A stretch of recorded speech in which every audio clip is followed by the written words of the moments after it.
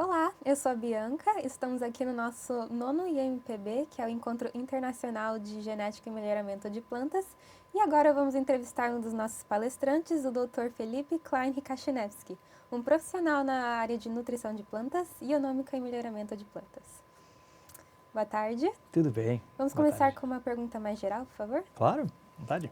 O que te motivou a escolher ciências biológicas e, mais especificamente, biologia celular e molecular como a sua área de atuação?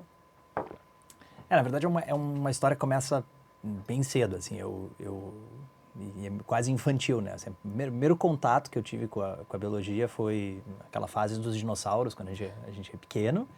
E aí eu era enlouquecido e eu descobri que quem estudava isso eram os paleontólogos e eu disse, eu vou ser paleontólogo. Então acho que, né, começou aí. E aí eu acho que em 93, 94, eu tinha ali 10, 11 anos, saiu o Jurassic Park, né? E aí eu assisti o filme e aí eu descobri que dava... Claro que o filme, né, faz algumas coisas que não são possíveis na vida real, mas eu descobri DNA. Eu disse assim, tem um jeito de repente, eu criar meus próprios dinossauros e tal. E eu fiquei super empolgado com aquela história, mas eu descobri que tinha DNA. E aí aquilo ali meio acendeu essa chaminha, mas ainda era muito ligado à ideia da paleontologia e tal. E aí eu tive e é muito engraçado porque foi assim, um momento específico. Eu tive uma professora no segundo ano do segundo grau, no interior do Rio Grande do Sul, que ela era professora de biologia, ela era uma ótima professora, mas ela dava biologia que a gente, né, assim, muita zoologia, um pouco de ecologia, né, aquela biologia do colégio clássico. Só que ela, na época isso não era muito comum, assim, eu lembro que não era nem tema do vestibular, assim, não aparecia muito, mas ela deu uma aula sobre a estrutura do DNA e do RNA. Eu me lembro assim, meu irmão acabou estudando, eu tenho um irmão bem novo, de 18 anos, e ele acabou estudando na mesma escola com a mesma professora. Eu fui lá visitar, assim, eu sei onde é que eu estava sentado até hoje, a cor do giz que ela desenhou, a estrutura.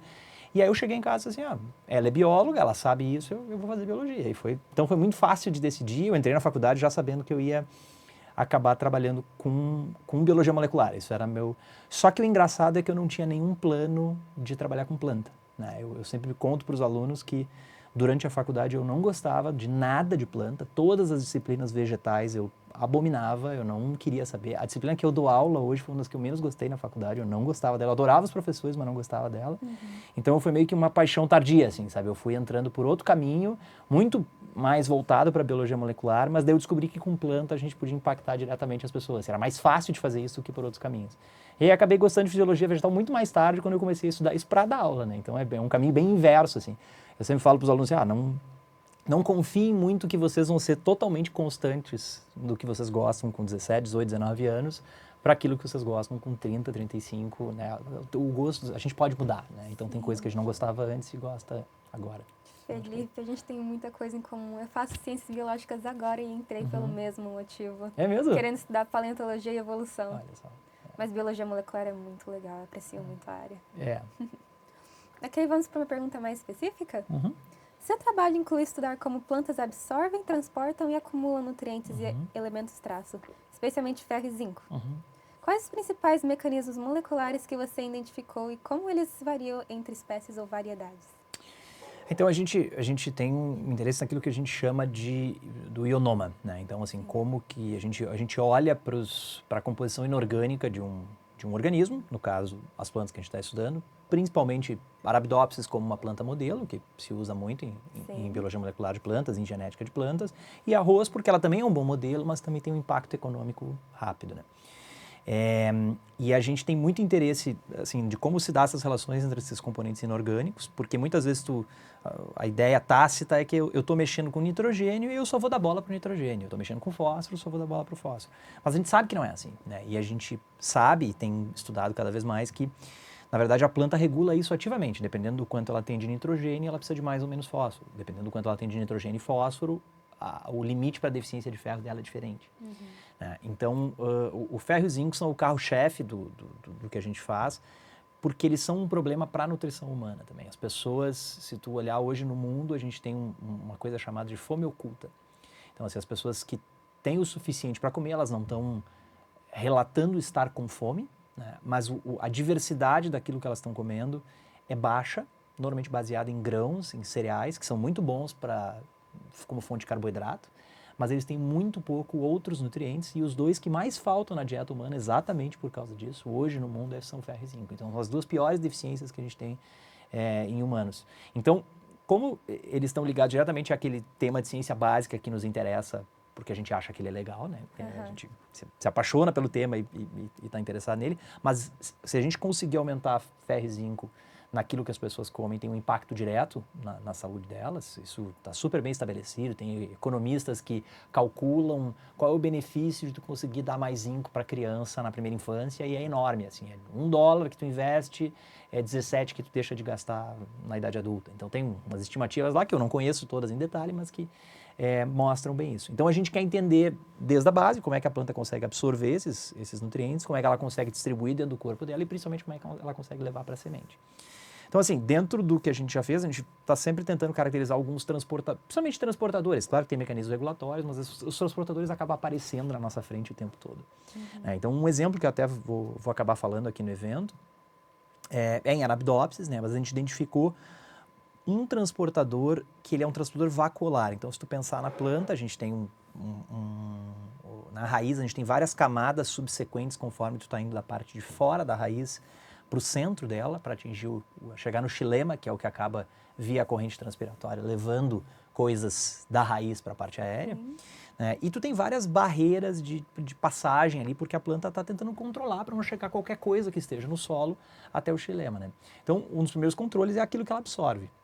Então, ela absorve ferro, ela absorve zinco, ela absorve vários desses nutrientes. E um dos pontos de controle é que, se tu pensar, por exemplo, que tu tem a parte aérea dizendo assim, olha só, eu preciso de mais zinco, né? Normalmente a parte aérea comunica isso via sinalização para a raiz, e a raiz começa a absorver mais zinco via algum transportador de alta afinidade. Tu tem que pensar que lá na raiz, nas primeiras células que estão de frente para o solo, que estão de frente para a concentração de zinco da rizosfera, elas vão acabar absorvendo uma concentração um pouco mais alta que elas estão acostumadas.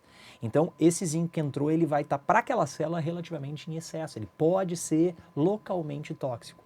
Então, o que essas células têm que ter? Elas têm que ter um tipo de transportador nos vacúolos para evitar essa toxidez. Olha só, está entrando muito de uma vez porque lá em cima estão pedindo, mas aqui a gente tem que se acalmar, porque senão a gente vai ter um overload, a gente vai ter um excesso. Então, a gente identificou uma variante em acessos de Arabidopsis, em icótipos de Arabidopsis, que tem uma mutação específica e esse transportador ele passa a ser hipofuncional, ele não funciona tão bem.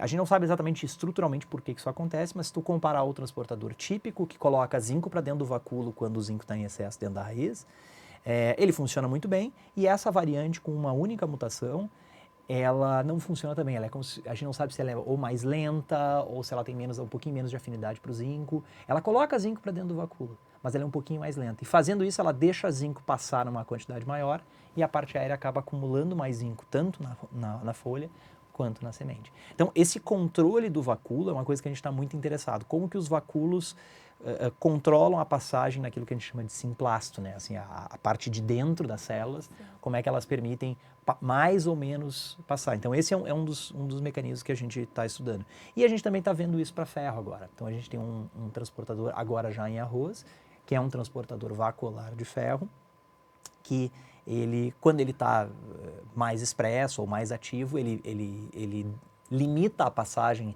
de ferro. Por exemplo, quando ele entra nas células da raiz para chegar até o xilema, agora a gente está vendo que quando ele chega na folha, ele fica preso na bainha e não vai até o mesófilo. Então, ele restringe um pouco para que isso não seja excessivo para a planta. E a gente sabe que quando a gente deleta, a planta começa a acumular mais desse metal onde ela não quer, né? Então, isso acontece. Felipe, eu acho essa linha de pesquisa muito interessante. Bioquímica e biologia molecular é muito promissor na área de botânica e melhoramento de plantas. Muito obrigada por compartilhar mais. Vamos para uma última pergunta? Claro. Considerando sua experiência de estágios internacionais, pós-doutorado, pesquisa em laboratórios com luz e sincroton, quais são os maiores entraves no Brasil para que pesquisas de ionômica e nutrição mineral vegetal tenham impacto em larga escala na academia, na indústria ou para a população em geral? Quais soluções você vislumbra? Essa é uma pergunta complexa, né? Ela é enorme, assim. Eu acho que, assim, de maneira geral, acho que não é específico para a área, tá? Eu acho que a gente tem a gente tem que valorizar o que a gente tem no Brasil. Tá? Eu acho que a gente tem uma força de trabalho enorme, nossos alunos, eles vão para fora, eles são bem-sucedidos, eles, né, eu acho que assim, em termos de material humano, em termos intelectuais, a gente está muito bem, a gente está formando muito bem. O que eu acho que a gente tem de entrave para que a gente possa chegar num nível melhor, principalmente, eu falo isso em vários contextos, é apoio institucional. Tá? Então, acho que as instituições, elas, de pesquisa, elas têm um pouco de dificuldade burocrática para te dar o apoio que tu precisa. Então, assim, uma maneira muito fácil, assim, tu vai lá, aprova um projeto, daí tu consegue comprar um equipamento que custa X, né? E aquele equipamento é super difícil de conseguir, mas tu aprovou o projeto está bem escrito, foi financiado. E aí tu vai chegar numa instituição nos Estados Unidos ou na Europa e diz, olha, eu preciso que esse equipamento fique numa sala específica, tem que ter um ar-condicionado com essa potência, tem que ter um filtro, o que quer que seja. A instituição, tipicamente, ela vai lá, essa é a contrapartida da instituição, ela vai lá e prepara a sala para ti, ela tem pessoas envolvidas nisso e a sala vai estar pronta, claro, alguns ajustes têm que ser feitos, mas ela faz isso para ti. Né? E aqui a gente tem a dificuldade que é mais ou menos assim, tu vai ter que tirar dinheiro do próprio projeto para tu adequar, contratando pessoas às vezes de fora da universidade ou do instituto de pesquisa, porque ele não está preparado para receber isso. E principalmente depois que o equipamento quebra, né, tu tem que fazer tudo por fora, né, tudo com acesso externo, a instituição ela não está te apoiando nesse dia, ela não está organizada, não é má vontade, acho que a universidade quer fazer isso, só que muitas vezes ela não está organizada para fazer isso também quando a gente faz lá fora. Então acho que essa é uma das coisas. Né. Especificamente para aquilo que a gente está fazendo, eu acho que ainda uma das coisas que é um entrave. Eu sou biologia molecular desde cedo, assim, né? Então eu acho que ainda tem muito esse ranço com a gente modificar plantas, com a gente fazer alterações nas plantas que realmente vão causar um impacto. A gente tem já algumas, não é do meu grupo, inclusive, é de outros grupos, a gente já tem algumas plantas que têm maior quantidade de ferro e zinco, por exemplo, que poderiam ser utilizadas pela população. O exemplo mais emblemático é do Golden Rice. Então, se tu colocar lá Golden Rice no Google, tu vai ver que é um arroz que ele parece uma cenourinha, de tanto beta-caroteno que ele acumula. Então, o que se fez há mais de 20 anos atrás?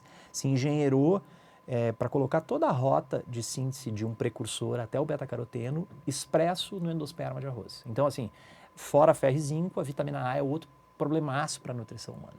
Então o pessoal fez com que o arroz que tipicamente não tem beta-caroteno passasse a acumular beta-caroteno no endosperma. E isso é domínio público, não tem nenhuma empresa envolvida, para dar para programa de melhoramento e botar em cultivar local para as pessoas poderem plantar e comerem e resolverem um problema que deixa literalmente criança cega na África hoje.